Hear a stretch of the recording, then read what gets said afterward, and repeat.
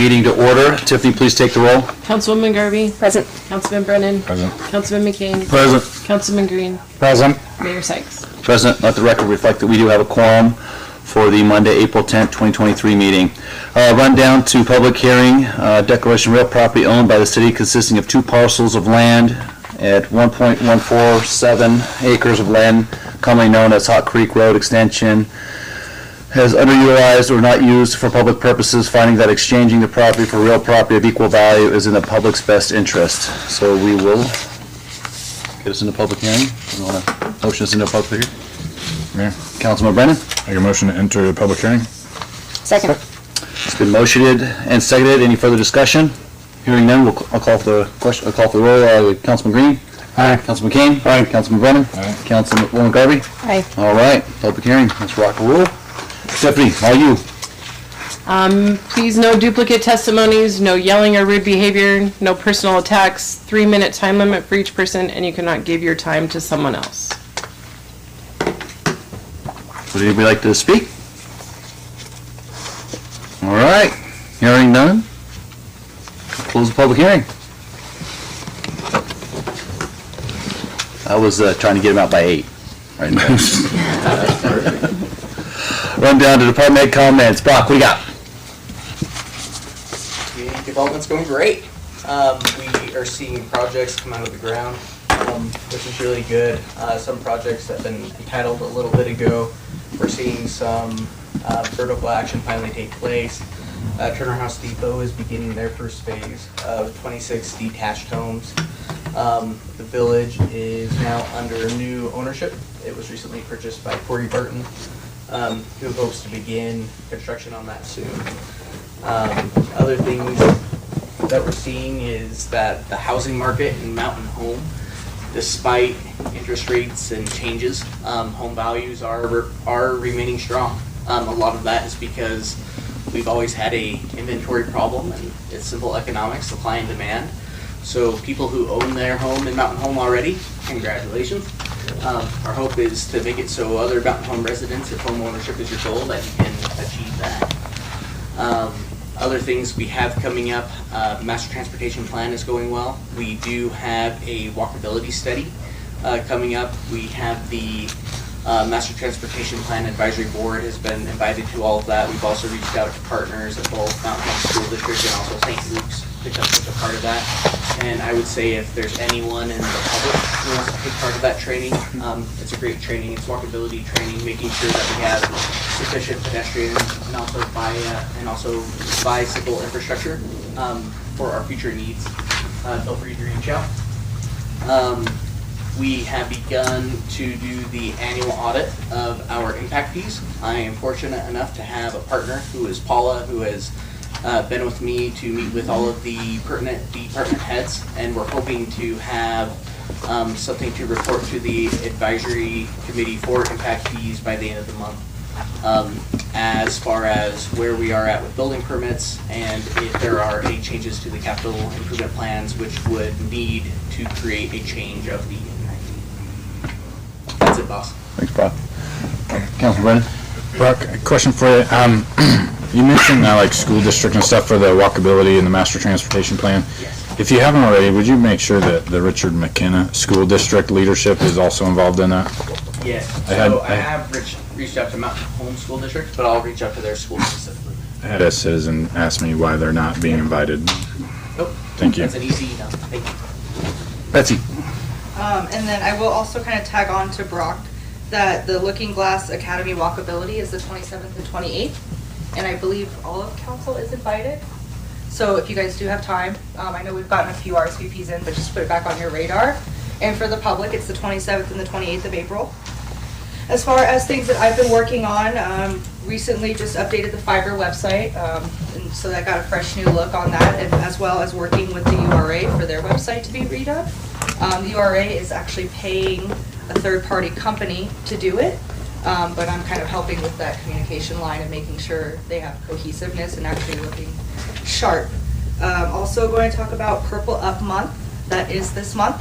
And April 19th will be Purple Up Day. So if you guys wear purple on April 19th, we would greatly appreciate it. It's for the month of the military child. And so the mayor, along with any other leadership that wants to come out on the 19th of April, we will be welcoming Stevenson Elementary into class that day. Along with, I believe Chief Nix has mascots coming out as well as some other fun things for the kids. I know I touched on it last time, but I'm also going to touch on it again. The airport fly-in / open house is going to be a good time on May 13th. We've confirmed a food truck coming out for breakfast. It'll be Main Street Dose, and we're working on a car show, some other fun stuff, so just come check out the airport, check out some cool planes, things like that. And May 13th is also the groundbreaking for Mountain Bound RV. It's the custom RV storage. They kind of started moving a little bit of dirt up there, but their official groundbreaking ceremony will be May 13th, and I believe that's at 12 o'clock. Yes, and we'll send out an email. I believe it's in the afternoon, so it's going to be a busy day. Yeah, you guys will get that in your email by the end of this week. I'm getting it out to press and leadership as well, so it'll be in your inbox. Thank you, Betsy. Mayor, Councilwoman Garvey? Betsy, really quick, can you send us an email about the airplane, what is it? It's Landon? Fly-in. well, they call it a Excuse me, fly-in, but for us non-airport people, I've been calling it an open house. Okay, So, so you yeah. send us an, Yes, I'll send you guys that flyer as well. yes, please, So that way it's on your calendar as well. yes, thank you. Shasta? Mayor, Council, for the next couple of weeks, we've got some special events. Don't forget that Beverly Cleary's birthday celebration is this Wednesday. At 3:30, we'll be dropping everything and reading for 107 seconds to honor her, what would have been her 107th birthday. So if you can, please drop everything and read and hashtag Mountain Home Library. That would be awesome. Also, we have book club on Wednesday evening at 6 p.m. We have our interactive movie night on April 12th. We'll be showing Indiana Jones and the Last Crusade. We will have an author visit on Saturday the 22nd at 9:30 a.m. And the day before that, it's going to be our partner party with Parks and Rec. We are doing the Purple Up Dance Party, and that starts at 6:30. So wear purple that day over at the Activity Center. We also have gaming arcade that day as well. And then the last week in April is National Library Week, and it's jam-packed full of activities, but I will share those the next time we meet for City Council. Thanks, Shasta. Chief Moore? Mayor, Council, nothing earth-shattering with the fire department. Things are going well training-wise. We've got some outside training opportunities coming up in April. Some fairly big things also coming up in April. We'll be doing internally hazmat training and stuff. We've got a trainer on the department that can do that for us. And that is just about it. We've got the application process has started. Not looked to see how that has come yet. That's scheduled to close this Friday. So for a paid on call, look and see what we've got out there for new folks and get opportunities to be part of our department. Thanks, Chief. Gene? Mayor and Council, we're officially kind of moving out of the winter mode and getting into our spring mode. So we've started patching, some asphalt patching and some parking lots and stuff like that. We've been ripping out, kind of getting ready. Hate to say it, we'll probably get one of the sanders and plows at least off tomorrow, so we can start using the other trucks and stuff like that. For the most part, that's pretty much it. Thanks, sir. Chief? Mayor, Council, a few training items for us. First quarter, we did all of our firearms training for all our officers. This one's noteworthy. We were able to invite the county marshals from the courthouse and juvenile probation out to participate in the training. They don't have the opportunity to yell at training time themselves, so they were able to step with our folks and get some good training repetitions. This week, we're doing two-day sessions with ICRIP for supervisors training today and tomorrow, and then Thursday, Friday. I'm going to be doing a block on incident management for critical incidences on Tuesday and Friday, both afternoons. This last Friday, we did a very active tabletop for the school district. We invited the fire department, the sheriff's department, several other agencies to help out. There were probably about 2 dozen folks that were going over policies, what-if questions, different scenarios. That was very helpful to us. Next up, we've got our first Coffee with a Cop on Saturday, April 22nd at the American Legion Police location. That's starting at 9 in the morning, going to about noon. Invite all council and all citizens come out, meet the command staff, meet their officers. And I'm also excited to say that this last week, we sent additional offers to a brand new entry-level officer who will be graduating the academy on May 10th, and 2 part-time employees at the animal shelter to finally fill those vacancies. Fantastic. Thanks, Chief. Rich? Mayor, council, water department, now that, I guess, spring is here, everybody's been they're gonna start watering outside the parks, are starting to get things fired up. The cemetery was, and the school district's getting their stuff, so we'll get our wells getting going online, so stay caught up with all of those different things.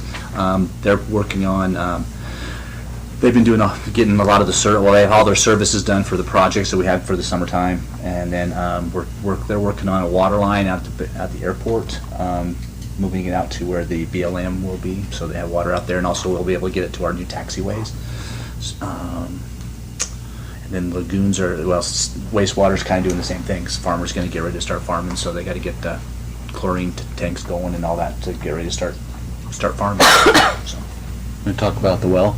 Let them know the. Oh, yep. So the 17th. all the tests have been done. The third test, all the water samples came back. We actually got our bacteria came back clean because we didn't have chlorine at this time, so that was good. So all that's done. This is at the 17th. Is that the next Tuesday, wasn't it? Yeah. I think it's the 17th. I think it's next Tuesday. We're going to meet and talk about the next steps of how to 18th? to do that. Yeah. 18th. Okay. So I'll make sure to invite you to that if you'll be there. So I think it's at 2:00. So, and if we can do it if you need to do it on Zoom, or I think we're going to meet here. So Keller and Brockway, they'll have all their all the information about the last test that we did, where everything is. So whether we go as deep as we can, and I think that's kind of the recommendation that they were looking at, is go ahead and drill through that, what we've already sealed off, drill back through it and go down until we hit the bottom of the world, and go from there. So that's where it seems like a lot of the really good water is kind of down lower. So Copy that. Yep. Yeah. Councilman Brennan?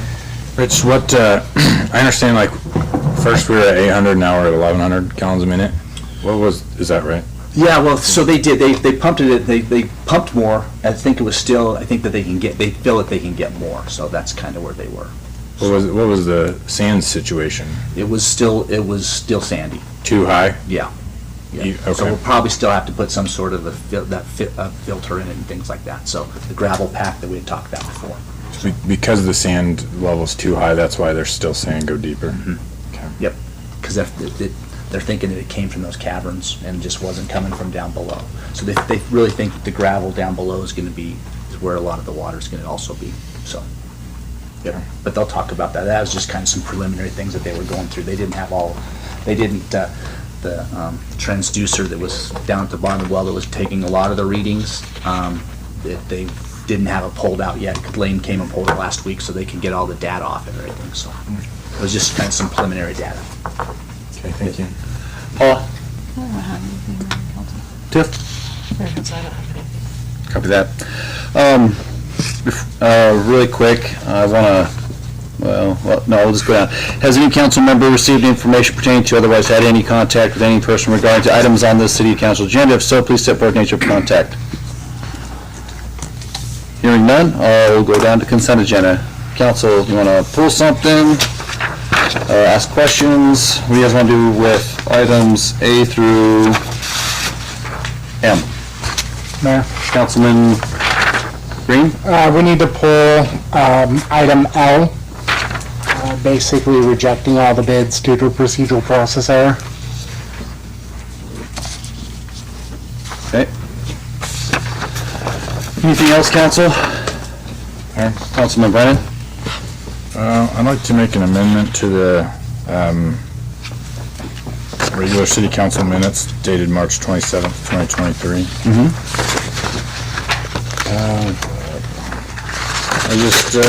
Let's see here. I don't feel the minutes accurately represent my feelings towards the new date and time on the moving forward with the city council meetings.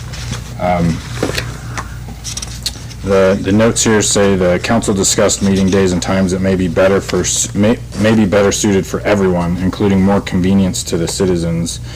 And then it talks about a motion. So I'd like to add a section in there that I don't believe however you word it, Councilman Brennan doesn't believe 5 o'clock is more convenient for the citizens. If we can make that through interlineation, please, if the council would so agree to that. Council, you got a problem with that? Just go back and listen. Okay. Get the correct verbiage. Okay. Mayor? Councilwoman Garvey? Oh, sorry, are you done? Apologize. Go ahead. No, you go, please, I apologize. Moving on to item F, which is the Vesta Housing Solutions. Pull that here. Not pull it, sorry, just my notes. The paperwork we received here, I don't know if this is actually the formal legal document, but there's no signature block for the Vesta company. There's only signature blocks for the city of Mountain Home, so I don't know how. I got caught up. Yeah, both parties just need a space. Yeah, so it got cut, the page is missing, sorry. Okay, Yeah, we'll add that. add that on there. Sorry about And that. then it talks about Exhibit A. There's no Exhibit A attached to our documents either, so I'm not exactly That's sure. the legal property. We have to go to the county and get the The verbiage? legals, the land. Yeah. Okay.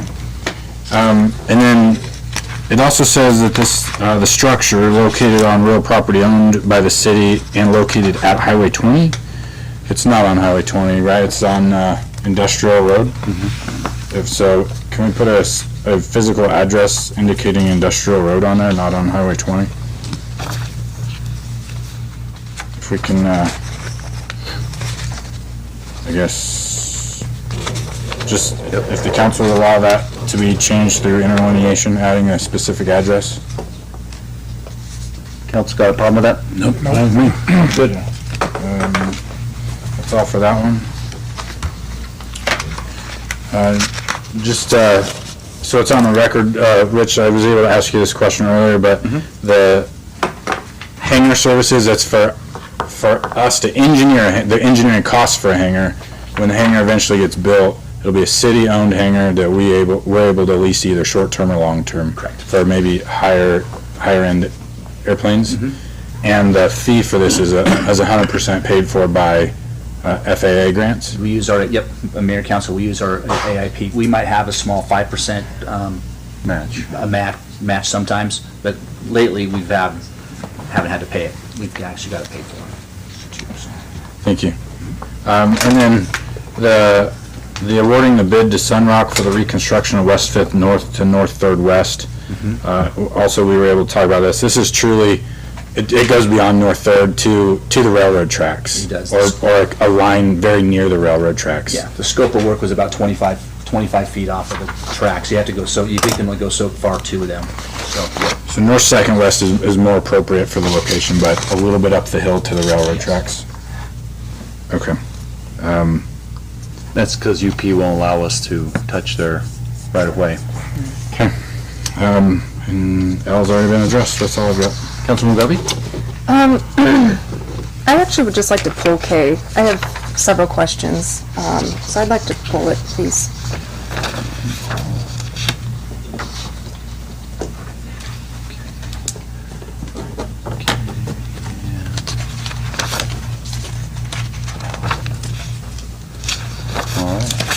Any other things, council? Hearing none. Councilman Brennan? I'll make a motion to pass the consent agenda, pulling items K and L, and change through interlineation on items F and A as discussed on the record. Second. It's been motioned and seconded. Any further discussion? Hearing none, I'll call for the question. Councilwoman Garvey? Aye. Councilman Brennan? Aye. Councilman Kane? Aye. Councilman Green? Aye. Run down to old business. Legislative continued discussion decision regarding Consolidated Enterprise LLC request to sublease land located at 1250 Highway 20. Staff provided further information via email April 3rd, 2023. Council, what do you guys want to do? Yes, go ahead. Mayor, Council, Mr. O'Brien is here if there's any questions. Thank you for making the trek. I'm sorry, I'm Well, I real said hard of hearing. So. Thank you for coming. Oh, you're welcome. Mayor. Councilman Brennan. Tiffany, as I understand it, this is a 90-year lease. Yeah, it's, Started in 1973, it was 90 years from 1973. It's got another 40 years. Yeah, a 10-year lease with 8 10-year options on it. So we're locked in for a while on that one. And then the only thing we're talking about, Mr. O'Brien, is the land, not the building. Just the land. No, the building is on a brand-new 5-year lease. I'd like to report the Lions Head is with us for another 5 years out there. So we're in good shape there. This is just about 4.6 tenths of an acre. That's south of the building in front of where UPS is staging their vehicles. It's where the coffee shop used to be. Councilman Brennan. Go ahead. Mr. O'Brien, have you had any discussions with ITD about bringing a new business to the frontage of the highway where they like to have a say on what happens? Haven't talked to them.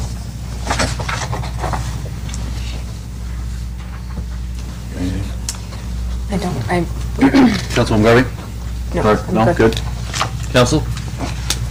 Don't know anything. Councilman Brennan? Here's the language. Make a motion to approve the request from Consolidated Enterprises to sublease land located at 1205 Highway 20, conditioned on approval from the Idaho Transportation Department. Second. It's been motioned and seconded. Any further discussion? Hearing none, I'll call for the question. Councilman Brennan? Aye. Councilman McCain? Aye. Councilman Garvey? Aye. Councilman Green? Aye. All right. How do I get the approval of the ITD? I'm new at this kind of thing. I've not heard that. We'll get you, either Tiff or Rich can get you their contact information. Okay. Okay. And then it's approved, if they say okay, then I can go ahead and move, I can move in on it. Okay. Awesome. Okay, thank you. Thanks. Thank you. thank you, travel safe. We'll send you that contact information tomorrow. All right, items removed. Going Obviously, back to 3 feet of snow, so. If you guys would like to make a snowball, you're invited to come up. Bring it back. run down to item K, that's the Sun Rock Corporation. Councilwoman Garvey. So I briefly discussed this with Rich a little bit ago. I guess my questions are we, in paving this road, I drove it today, and I apologize, I don't know north or south, it's the left-hand side of the road closest to the subdivision. It's really in great shape. I understand the corner where the sawmill is coming over the railroad tracks, and I understand Elm Crest and West Fifth North, but there are so many roads in Mountain Home that need help. And what I was trying to get in my mind here is why are we choosing this road when a developer, once they buy that property from Wheats, will be required to develop the other half of the road? So are we really putting our money to the best use and working on that road versus a lot of other roads that need help in Mountain Home? And I would like to see, I was talking to Brock about it, and I'd be happy to start reporting it, but I would like to see kind of a plan put together on these little side roads. Maybe they're not the connector roads, they're not the arterial roads, but we really need to start taking a hard look at a lot of other roads that need attention. So, Mayor, Council, on the last part there, I know Gene's really been trying to look at some of those interior ones to get some chip seal things. We've really been having a hard time getting somebody to come out and do some of the chip seal stuff. So those are we do have a chip seal line that we can do. So those are some things from some of our interior stuff that we're looking at. So we do have some of those different ones, but we can certainly give you the list of what we've been looking at from there. yeah, and I guess my other question was, I feel like when we spoke a couple months ago about the road plans, West Fifth North was not in the forefront, and then all of a sudden it was bumped up. And I guess I just didn't understand why. I don't understand, we don't have a big industrial person coming in yet. Yeah, and Mayor, you might help me a little bit too with that too, but now, I know with some of that, Brock and I have met with some of the different, when we get an RFQ, and is that what they are? Yeah, and people come in, that is one thing that they do look at and say, well, this is just a field, and so that's been kind of hard to get some manufacturing, that what's kind of going there. It doesn't look like really anything's happening, where some of what they go to Boise and look at some different things, not that we're Boise, but when they go to some other different areas, some of the infrastructure is already kind of there, ready to go. So that's kind of part of it, so.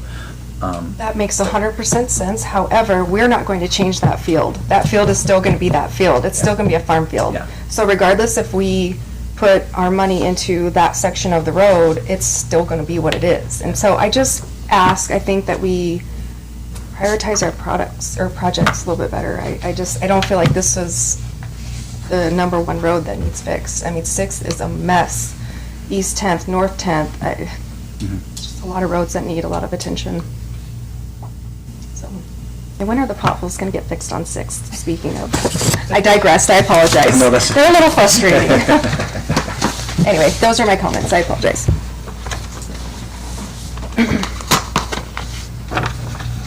All right, council, what do you guys want to do?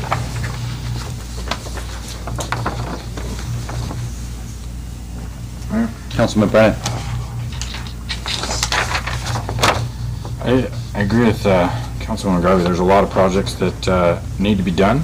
And as far as the prioritization list, I'm not really sure where we're at on that. I do tend to believe in the concept of if you build it, they will come, similar to City View Drive. There's nothing else before me at this time, so for that reason, I would make a motion to approve. I'll Sorry. second it. I don't know where I'm at on the agenda here. Let's see. Okay. Yeah, thank you. To approve and award the bid to Sunrock Corporation for the reconstruction of West 5th North to the railroad tracks.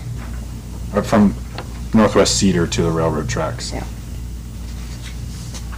Second. It's been motioned and seconded. Any further discussion? Hearing none, I'll call for the question. Councilman McCain? Nay. Councilman Green? Aye. Councilman Brennan? Aye. Councilman Garvey? Nay.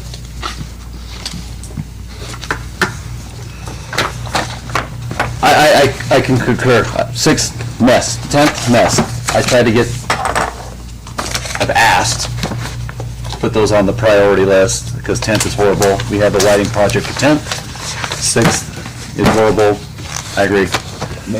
Mayor, before you make a vote, can I just say something really quick? Absolutely. So on some of those, when we look at 10th, a lot of, this one didn't have a lot of infrastructure that has to be done. So there was no, the connections into things are still pretty good, where some of those, when we look at 10th and 6th, and some of those, we really have to think about stormwater, and especially 10th. There's a lot more moving parts than just going into mill it over and put something over top of it. So those are trying to get those things prioritized with a FEMA grant to be able to do some stormwater stuff. So those are in the works to do some of those different things. So, but Mayor, yes. I apologize. I just have one more comment. I just want to get this out before I forget my train of thought.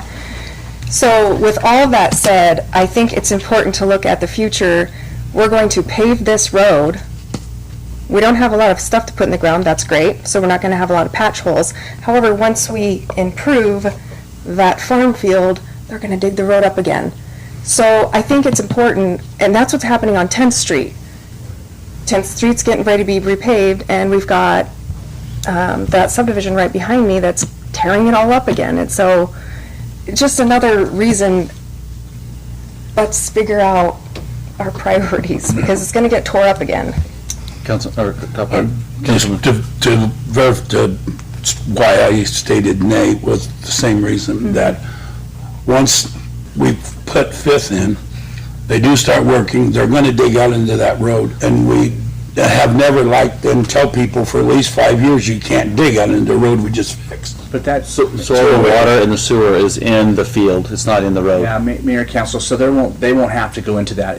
They will just go up to the curb, so there won't be, all the road work is done. So we're just putting in curb and gutter, and everything they would just have to do, there's gonna be a swell, there's gonna be a 10-foot pathway, and then the different pieces going in. So the main, the sewer is already big enough, it's already there, and so, 'cause it's a big line that's right there, and same thing with the water. So it would be, the infrastructure, 10th will not, or 5th will not have to be cut into at all. So we're stubbing everything out into the roads where it's gonna go into the two that were, like, I don't, Brad, I'm making out, I can't remember where they are, like Bradford and something else. So there's already gonna be stubs that are going in. And then we have a bid for 6th Street coming up, right, for where all the cuts are right now, all the potholes.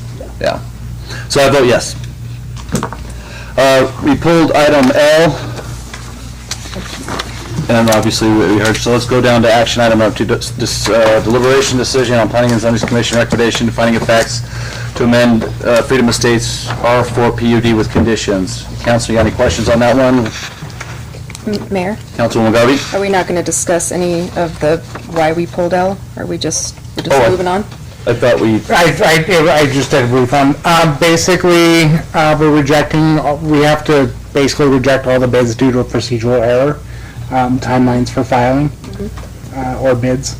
Can we get an update from Yeah, Tiffany, Tiff. please? Yeah, Mayor, Council, we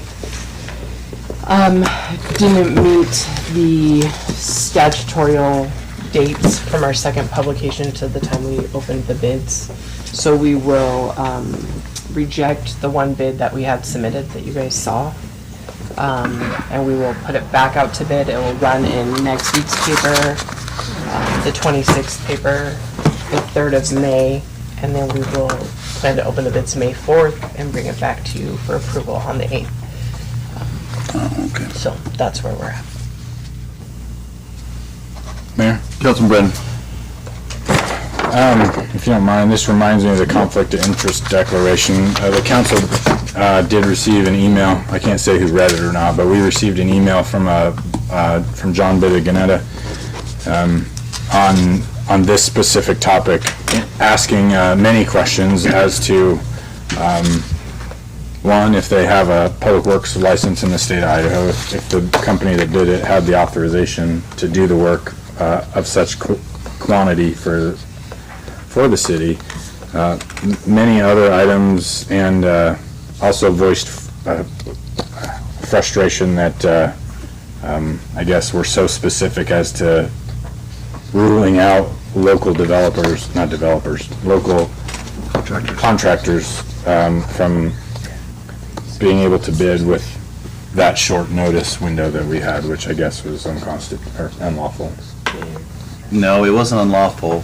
The problem is every contractor knew in April, correct me if I'm wrong, 13th, 2022, we gave them 20-some days to bid on it.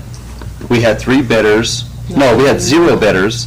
Then we went out to our architect and said, hey, go find us some pool builders and then zip it to them and have them bid on the pool. Because once there's no bidders, then you can actually go and get a contractor and say, hey, I want you to bid the pool. I don't need 3, but we got 3.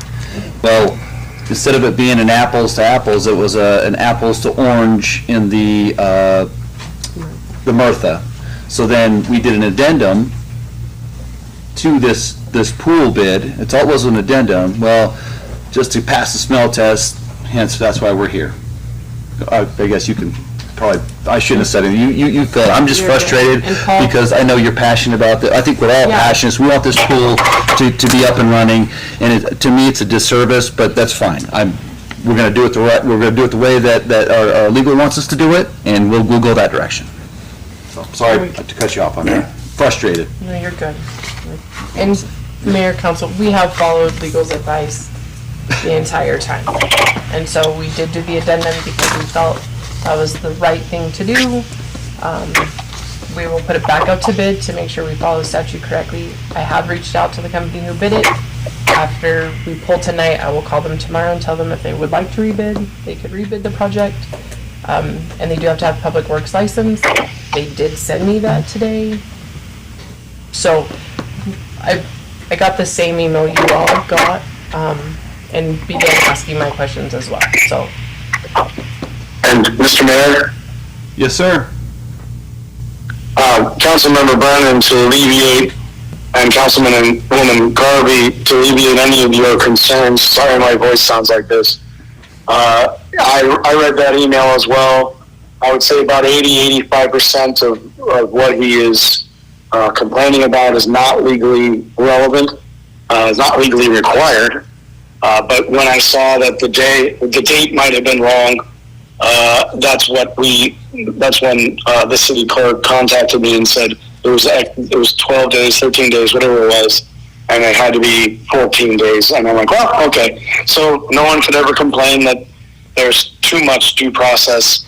And so, yes, we receive bids and et cetera, but the safest course to do, of course, is to make sure that it's the advertising is done as legally required. So the simple solution is just to redo it again. I realize the delay, 3 weeks or whatever it is not timely because, we want the pool, especially on a nice 80-degree day like today. That reminds us of that. But nonetheless, that's the proper legal course. Thanks, Paul. Councilman McCain, sorry. He just answered my question, never mind, thank you. So that's where we're at, council members. Any other? So do we need to ask for a motion? So, I was gonna do that now. Sorry. So, Paul, sorry, Councilman Green, go ahead. I'll go ahead and make a motion to again reject all bids due to the procedural error, basically rendering all that the bid request is void, and establish new bid publication dates as follows: April 19th, 26th, and May 3rd, with a bid opening of Thursday, May 4th, 2023 at 2 p.m. Second. There's a second. It's been motioned and seconded. Any further discussion? Mayor, do we need 3 publications? There's 3 on there. Yeah, thought it was a two notice thing. No? And I would just ask that, make sure, Tiffany, that we double check the statute is, the number of days that are required. But it only has to be published twice. This is why I'm not there calling on you guys, by the way. Well, thank you, Counselor. Mayor and council, I've counted back according to the statute. It has to be at least 7 days from the second publication. We would be at the 8-day mark if we go to May 4th. So, and according to legal, it is just calendar days. It's not business days. So we're in that. That's correct. So there's a motion and a second. Any further discussion? Hearing none, I'll call for the question. Councilwoman Garvey? Aye. Councilman Brennan? Aye. Councilman McCain? Aye. Councilman Green? Aye. On down to action item, deliberation decision on Planning and Zoning Commission recommendation of finding of facts of Freedom Estates, R4 PUD with conditions. Staff report provided email on March 28, 2023. Council, what do you guys want to do? Mayor? Councilman Brennan? I have some questions for the developer. Okay.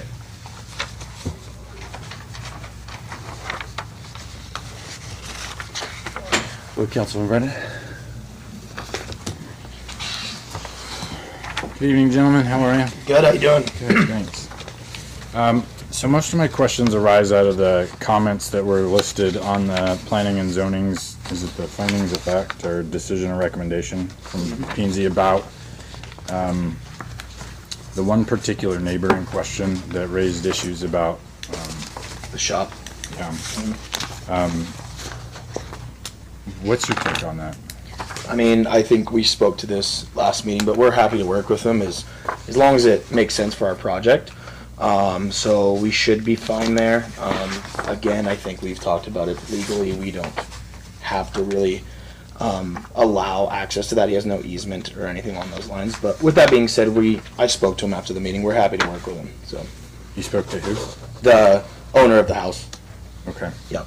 And so, Excuse me, the Mullenixes. okay. Yeah. Yes. So you've done your due diligence to look for all potential easements or Yes. whatever other legal term there may be for that? Yep. You haven't been able to find anything? Nothing. The one thing one reason why I'm really asking is because I went on to the fantastic real estate site Zillow. And I saw that property appeared to have been sold in 2020, a few years back. That house? Yeah. Okay. And on the advertisement for the real estate listing by the listing agent says that there's a deeded easement for the garage access off the property. Yeah, that would be on that listing agent. So yeah, there's not. There's nothing. And you've searched records high and low for that? Yes. So there is an easement, Councilman Brendan, there is an easement, but the access easement is for the inn. Yes. Sure. And so, Maybe that was some confusion there with the listing agent for that property when sold, but. So the inn will retain that easement. They'll have access to that gate that they have that opens up along that road. Okay. So, Taryn, you said, I'm thinking back, I don't know if I got it right. Did you say you spoke to the Molinexes about this? oh, 3 or 4 times, yes. multiple, yeah. What is their take of, do they believe there's an easement or do they not think so? No, and they've actually been great. And I know they have a concern because they bought it with the belief that they had it. Okay. Unfortunately, they didn't do proper, and the realtor didn't do the proper due diligence. However, as Colton has stated, we've spoken with them. We're on very good terms. They've actually called me several times after the PUD approval, and not to hang out or anything, but there were some people on the site, and they're like, well, you're the best person to call. And I'm like, maybe the police. And so we're on very, very good terms. Very nice people. They understand, I'm sorry, I'm going on. They understand that they don't have legal permitted access. Okay. But good neighbors make for a good neighborhood. So Exactly. we've kind of designed the site to maintain the access easement with the inn, but also to be good neighbors for those that abut us to the south. Sure. Okay. I was talking to legal earlier. Ultimately, I know I'm asking the same question numerous times. I'm just putting it on the record here. Is one, in your heart, there's no legal easement, and two, you're representing that the Molinexes also know that there's no legal easement. Is that accurate? That's accurate. Yep. Okay. And then, Brock, I don't have it, but you showed me earlier a blown-up image of the parcel. Do you have that available to show? Yes, I believe the applicant. Oh. Brock, please. Where is oh, there it is. All right. So as you can see, and as the applicant has spoken to you in their site plan. Are you able to zoom in on that lot that I'm talking about? Yep. I don't know if that document. Plus, I think.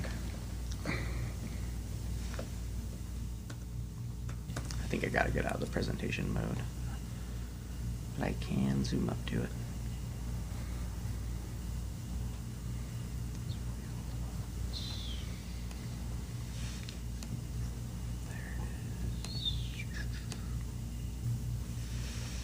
Thank you. Keep one more time. So I see that you've designed something there, right? Yep. For an access? Essentially, yes. Yep. So yeah, if you see, there's nothing there. So we're just leaving that open so they have the access. So. What do you mean by essentially? I mean, it's there. It's there. So, Okay. again, we don't have to legally, if for some reason something happened or in the future the parcel is exchanged again or something. Yeah, there's not legally anything, but we won't be putting anything there. I appreciate you keep telling me that you don't legally have to do anything. Yep. We also don't legally have to approve this. Yeah, I know. So, I just want to be on the same page there, right? Yeah. And so, the way that I see the access to their property is that I don't know what you want to call it, the little cutout access there. Taryn, I can't visualize dimensions there, right, on this scale. Does that spot give them access to the garage door with a vehicle? Wonderful question. So what we haven't decided on is how big the access needs to be so that they can still gain access to that garage. Currently, they have, I think it's 2 gates that pull, if memory serves me well, that pulls out. And so I wouldn't say it's a negotiation, but we told them that before anything was done. So they actually asked us if we would go ahead as when we put in a new fence, if we would coordinate with them where the gate would go and then how big it needs to be. I did tell them that we didn't want a gate that swings out or swings in, because then, we can't block the drive aisle. And then we don't want to block them either. And so we haven't designed a gate per se. Okay. And I think that's what, so Colton's communicating, is we haven't decided how big it'll be. I think we mentioned a 12-foot gate initially, but we don't know if it's going to be a swing gate or not. As I look at that, though, I believe the door to their garage or shop is on the west as I'm looking at it, the left side. I think it's right there. Okay. But they park here. Right there. There's a few cars right along that if you drive by it. Yeah. They park here, and then this one, there's a chain link fence in front of it. Or excuse me, I can't remember if there is or not now, but anyway, they use this more as a shop. Okay. The current owner uses it more as a shop. What you're saying without vehicles inside? Correct. Okay. So, where you pointed at, it's kind of hard to see that green pointer, but mine might be a little more powerful here. Thanks. Let's see here. Other way. Oh, yeah, thanks. Nope, it's not. Right there. You need the red one. We got the red one. Is that the red one will disappear? Is that the door right there? The door, that's the shadow. That's just the shadow of the building. This whole rectangle is a shadow? This rectangle's a shadow. That's the door. Well, that's helpful then. I didn't see that on the map earlier when it was in full color or whatever. Okay, so regardless then, with that access there, then there's plenty of space if they need to turn a vehicle to go through the garage door. Probably not. No. No, and that's why the location and the size we don't know. Okay. And so, theoretically, it would actually be less expensive, a less expensive negotiation to either make most of it open, which I don't think we want. So in other words, just leave it open and then only fence a portion of it. They will retain their gate. Mine's green too. Green's the only one that'll show up. Yeah. I've tried it. So we haven't gone that far with the conversation with the Molinixes, Okay. and we'd be open to it. I appreciate the niceties. I've been cautioned, and I try to be careful about my role, right, in big government, small government, and all that stuff. But I know that shop has been in place for at least 35 years, right? And whether it was a handshake deal or a legal deeded easement, and I asked Brock if there's any legal record on file with the City of Mountain Home as to a building permit for said shop. And we cannot prove or disprove that a building permit was pulled for that, which would have helped me a lot make this a really simple conversation. So yes, I try to look out for the little guy, right? And so that they don't lose total access. And I appreciate your willingness, and I hope it's authentic that you're willing to work with them and let them continue to have access to that shop, whatever it is. Yes, yeah. And that's all, I think legally, that's all I can ask you to do is to be authentic and work with them to grant that. Yep. Yeah, we've talked to them multiple times, and they've been really great with us, actually. So. They've been very pleasant. Yep. The last comment I'll make on this is similar to, I think we've forgotten it a couple times, but I would put one condition is that water availability at the time of building permit. Yep. So if we don't have availability when you pull, you're tough out of luck. Yep.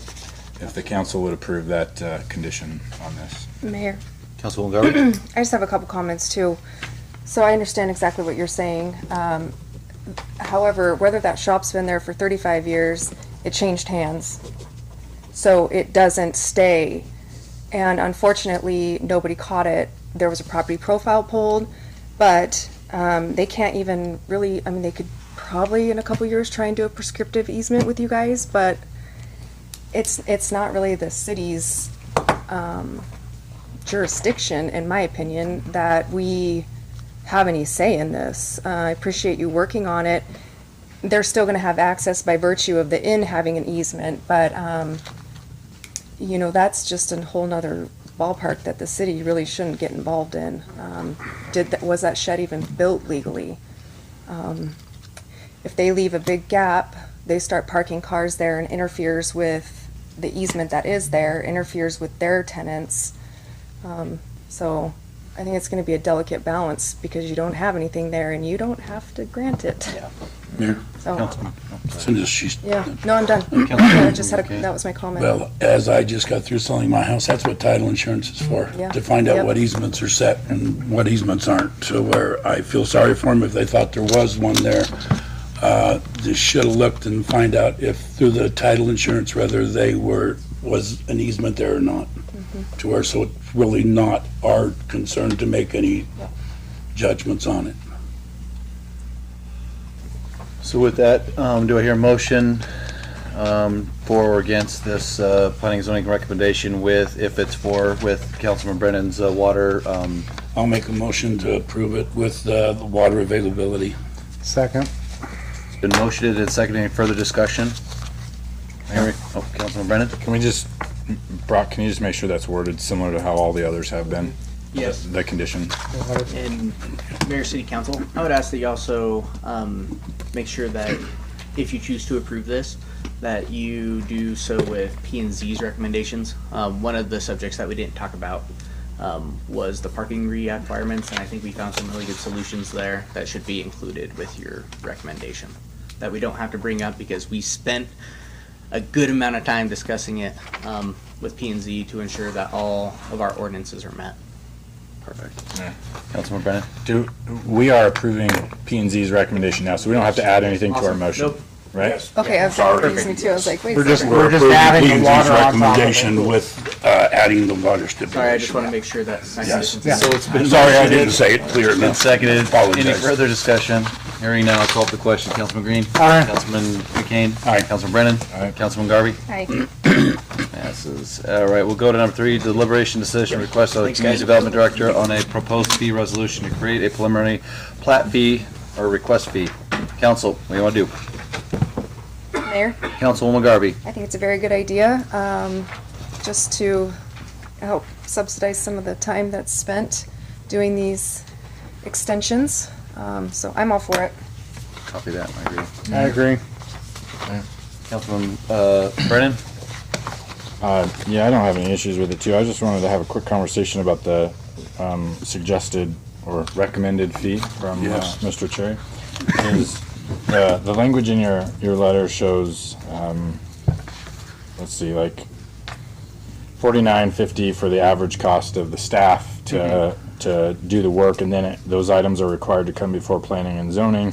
Each P&Z member gets $60 a meeting, for a total of $300 per meeting. And although you comment that not all the time every P&Z commissioner attends, and often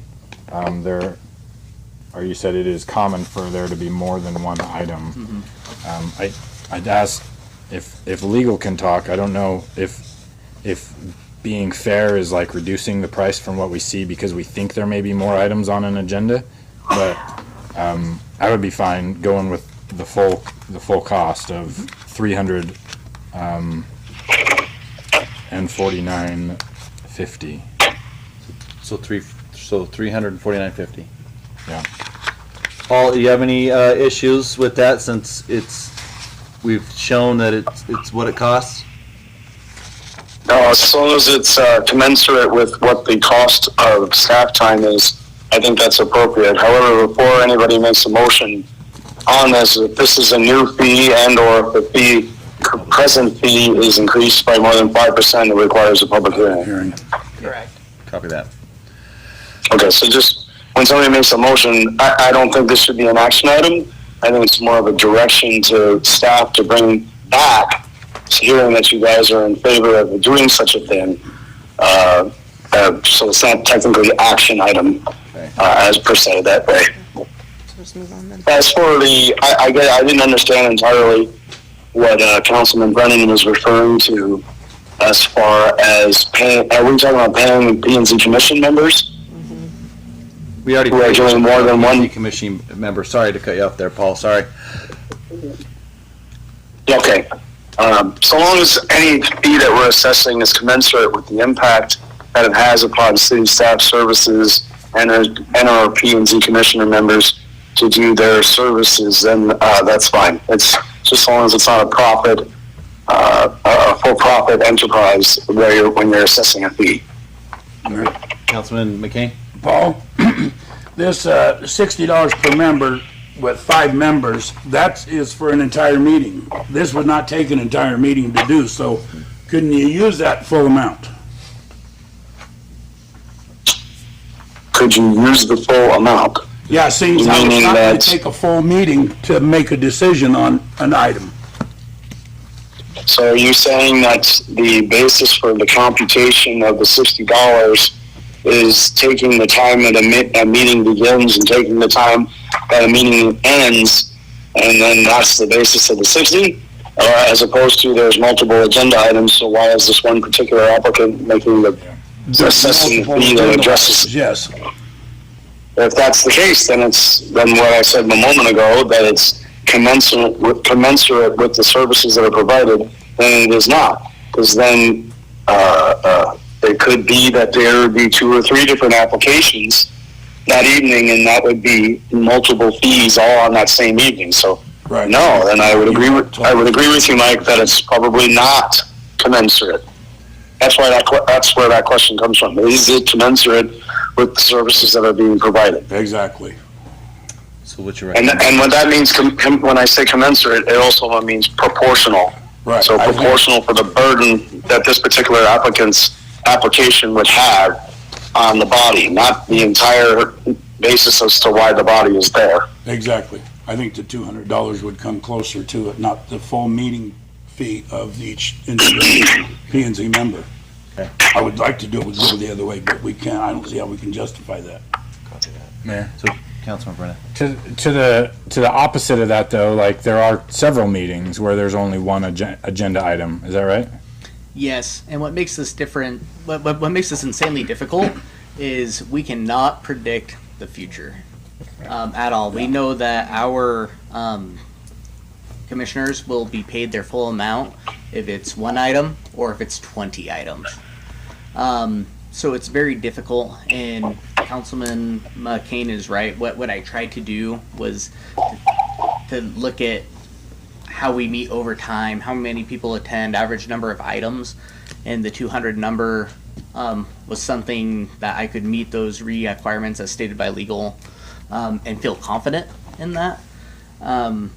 But getting down into the items and how many people are present is difficult. Like, am I going to go through all of our applications now and be like, so I think it's a slippery slope, and I would just recommend that we do whatever legal sees as prudent. So, Council, what do you want? I'll add one more to that, if I may.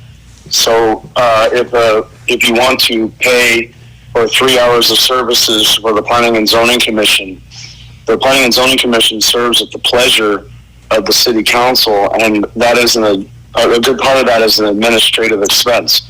And so if the act of taking time off to come to a meeting and spending the whole time in the meeting is a $300 expense, but on average, I'm not saying for each one, and maybe one meeting there's none, maybe one meeting there's 5, but on average, the burden upon staff and the burden upon the commission to address certain planning and zoning applications represents, on average, 30 minutes of that 3-hour meeting. So that $300 now should be $50.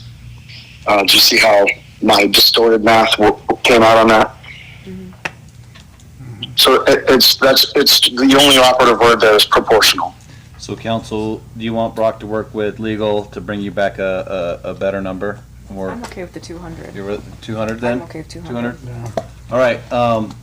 go hither and do good work, and then we'll do I'll the. work with them and I'll get a resolution Get for with the fee change. TIF and find we got to do a public hearing. All right, we'll run down to action item number 4, deliberation decision declaring a land swap of real property owned by the city consisting of 2 parcels of land totaling 1.47 acres of land commonly known as the Hot Creek Road Extension as underutilized or not used for public purposes, finding that exchange of the property for real property of equal value is in the public's best interest. Council, what do you guys want to do? I'll tell you my quick synopsis. I think we do it. That's it. Quick. Mayor, Councilman Brennan. I'll make a motion to approve, is it just an approval? Approval of the land swap of real property owned by the city consisting of 2 parcels of land totaling 1.47 acres of land commonly known as the Hot Creek Road Extension. Second. There's a motion. There's a second. Any further discussion? Can't somebody just say, well, I don't know, just to mess with Ms. Cockritz, because that would be just funny. Any further discussion? Hearing none. Thanks, Paul. Call for the question. Councilwoman Garvey. Hi. Councilman Brennan. Aye. Councilman Kane. Aye. Councilman Green. Aye. All right, run down to ordinance. Action item, ordinance 1771, amending Mountain Home City Code, Section 1, Chapter 6, titling meeting, Mountain Home City Code. Mayor, Councilwoman Garvey. make a motion that we suspend the 3 reading rule and read this ordinance by title only for its one and only reading tonight. Do I have a Second. there's a second? Any further discussion? Hearing none, I'll call for the question. Councilman Kane. Aye. Councilman Brennan. Nay. Councilman Green. Aye. Councilwoman Garvey. Aye. Tiff, please read the ordinance. An ordinance of the City of Mountain Home, Idaho, amending Section 1, Chapter 6, Title 4, meeting of the City Code of Mountain Home, Idaho, pertaining thereunto and providing an effective date. Council, you've heard this ordinance read. Do you wish it to pass? Councilwoman Garvey. Aye. Councilman Green. Aye. Councilman Brennan. Nay. Councilman McCain. Aye. All right. Run down to recognize a person in the audience. Would you like to get up and speak? Come on down, sir. Try to keep this under the 8 o'clock. Oh, well, here, how do you sit down? 3 minutes. Yeah, get that. 3 minutes. If I can, I'd like to pass this out to Mayor and the council, please.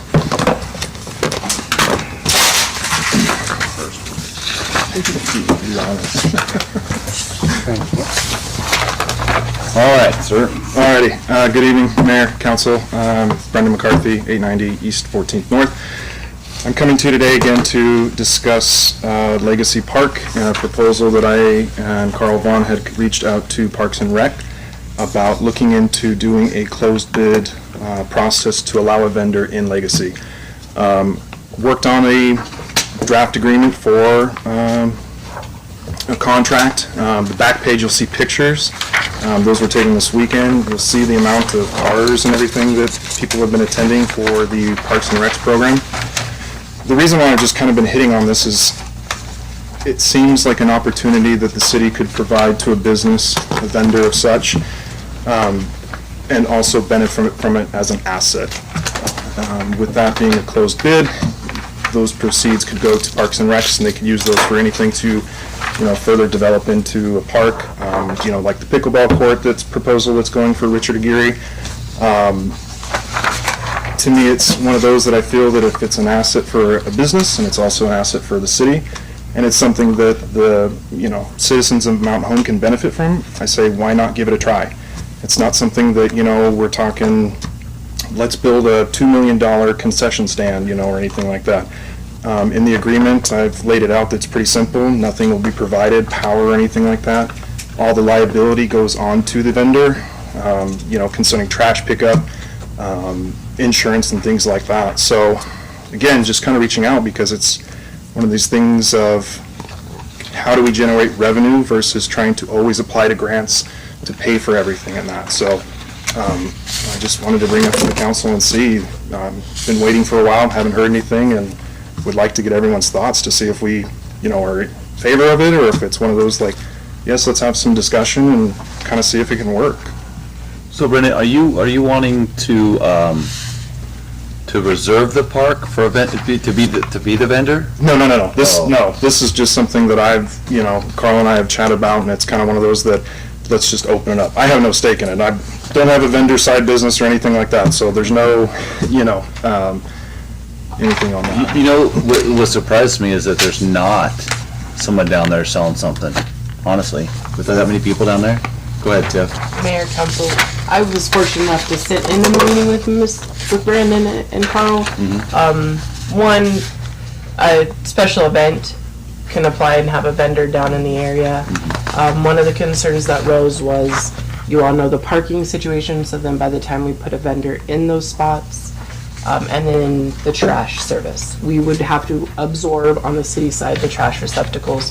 That was a concern that we had because that will generate quite a bit.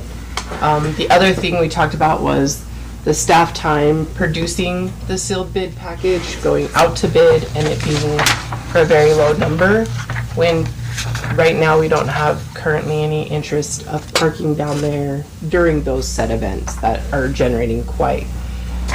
Our current local trucks aren't trying to beating down the door at Recreation right now, so we were thinking, by the time we put our staff time into it, what would be our return on that investment? Was kind of where Miguel and Darcy had left it lie when we met about a year ago, I think. Yeah, a little over a year. Great idea, definitely, but I think Paul talked about the medallion that City of Boise did in the downtown core with all their food vendors when we talked about Railroad Park and all of that stuff, and that was about that same time that these guys came forward when we were trying to hash out Railroad, so we were like, we better pump the brakes a little bit, so. It's really a good idea. I definitely commend them for trying to generate a little revenue for design process and different things like that to improve the site, but I think you have to go minimum at least in a sealed bid proposal to gain anything. Mayor, Councilman Brennan. I've got a lot of questions on this. Tiffany, before I forget, part of the comments you just made were about, would the bid amount come in to even take care of our paperwork? I'm grateful that you have that thought, because many times in my past I've sat here shouting from the mountaintops that we do these $5 leases that don't even pay for the legal work to draft the lease. So it's very important to me. However, do I understand right that all of our ordinances do not allow any type of food vending down there, as is printed now?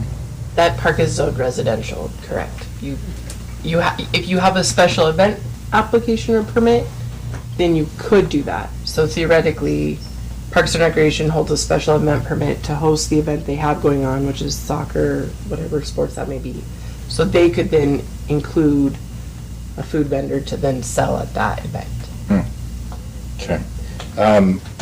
I too was down there this weekend for 9-year-old soccer, and the amount of people blows my mind. And I think it is our, I don't want to say duty or responsibility to provide an option, like allow somebody to go sell hot dogs down there. And I don't know if the residents complain. Your other partner that you're talking about, Carl, he shares a street or a house right at Legacy Park. So obviously probably wouldn't bother him, but that's one of many people. So let me ask this, since Parks and Recreation has the entire park reserved for soccer or whatever sport it may be, since Parks and Rec is the city of Mountain Home government, can they or we release the park from that obligation and say, when the city has the park reserved for youth activities, we can then allow for a vendor to go down there and serve food? Yeah, Councilor Brennan, I don't think Darcy or Miguel would care if a vendor parked their truck and sold.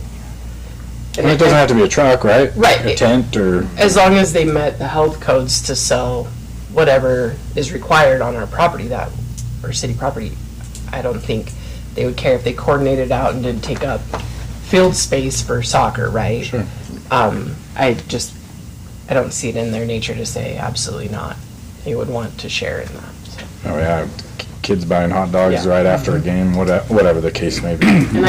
And speaking from my time in recreation, there were several weekends where we tried to coordinate to get trucks down there or someone to sell coffee or something, because I too, as a parent, you need that Java in the morning, right? And so, To continue my point with what I think Brendan is saying is that if it's some kind of a bid deal where they have the only option for selling food down there, whatever their bid amount comes in gets turned into Brock for a master parks plan, so that we can spend money to have a master plan for parks. And, myself and prior Councilman Stokes are very passionate about getting a permanent restroom down there. Yes, thank you. And not a bunch of porta potties.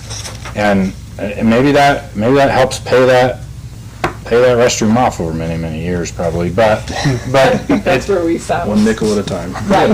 But I mean, it helps on something, even if it's the plan itself, the paper plan for parks moving forward. So I'd like to see if we can get a work session together and invite the two concerned citizens to come and talk to us more, and we can draft something to allow some food vending down there. Councilman Kane? I would have to agree with that, but I don't think we should just take two. I think we should allow whoever would like to be down there, not just take the two highest bidders and let them be the only two that can go in there. Because I've just got through talking to Darcy, excuse me, that for soccer, they had just shy of 500 people signed up for soccer. They're almost out of grass, so they need something. You don't have that many people down there and somebody not wanting something to snack on. No. And that's only help. It's what we're supposed to be here for, is to provide for the citizens of Mountain Home to where, so I agree. Yeah. And a full porta pot, get rid of it, do the brick building. I will say that I had this conversation with Darcy probably 6-7 months ago, which is the first time I had seen this. I agree. I think it's something that we need to do. It's going to help bring revenue in, whether it's a percentage of sales based or a fee for the day. But I do think it's something we need, both for providing for the citizens, but also bringing in revenue for the parks. Councilman Brennan? Tiffany, with what we just passed, is our very next city council meeting starting at 5 o'clock? No, sir. Oh. It won't take effect until May 23rd. May 23rd, okay. Can I ask this body for a work session before our next council meeting? Like at 5:30, half an hour before? I'm open to it. I think I can do that. You guys all like it earlier, right? Okay, thanks. Thank you. If I could just end, sorry, I know we're 3 minutes. Again, it's curtailed to whatever the city. We can restrict it to 2 or how many, but again, it's just, let's provide the opportunity at least. So. You shot your 3 minutes, you're good. We didn't do protocol, I'm sorry, guys. Yeah. That's on me. All right, thanks, Brent. Anybody else? Thank you. Hearing none, we'll run down to final comments. Anybody got anything, council? One thing? Yes, sir. Rich, I had a question for you. There was I don't know if it was the city or if it was a contractor of the city that did a giant patchwork on American Legion, I think at like the 13th Street intersection, a big old square. Must have been, I don't think it was us, on 13th. I think it's This is the, a car wash. Oh, yeah. That it's- was, Who was that? I don't, do we have legal, responsibility to call them back in and fix it? Because it's bad. It's bad. It's American Legion, that's ITD, so we need to call I'm them. surprised ITD has. We don't want to spend our road funds on that. no. Have them come back and fix it appropriately. Yeah, I will. All right. You got that? Okay. All right, anything else, council?